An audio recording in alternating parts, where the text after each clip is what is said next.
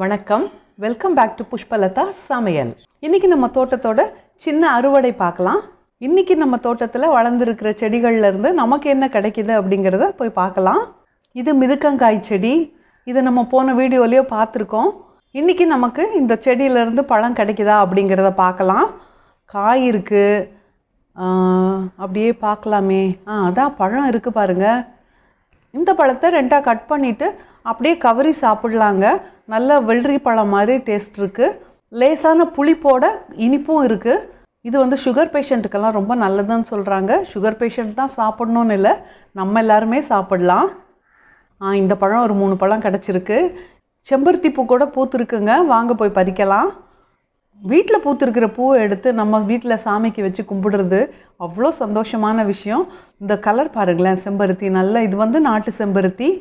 இதுதான் மருந்துக்கெல்லாமும் இந்த செம்பருத்தி ரொம்ப நல்லது. இந்த ஒத்த செம்பருத்தி.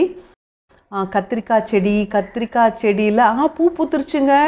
பூ பூத்துருச்சு. இனி எப்போ அது காய் வரும்? காய் வரும்போது பார்க்கலாம். பூ பாருங்களேன், என்ன அழகு கலரில். பாவக்காய் செடியில் பாவக்காய் 2 இருக்குது.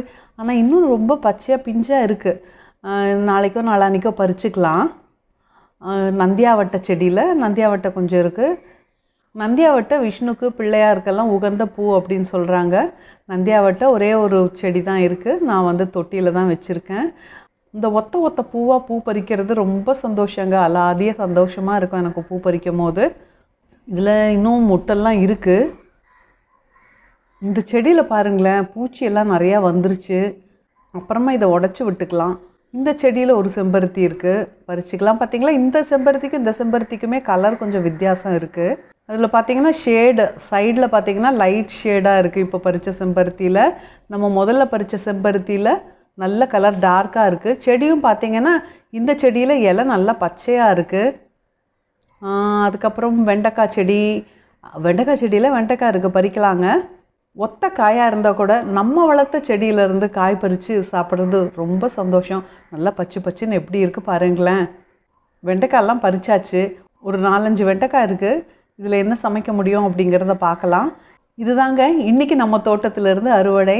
4-5 வெண்டைக்காய், ஒரு 3 செம்பருத்தி பூ, கொஞ்சம் நந்தியாவட்டை, அதுக்கப்புறம் மிதுக்கம்பழம். வெள்ளரி பழம் சாப்பிட்ற மாதிரி ஒரு வித்தியாசமான ஒரு சுவை.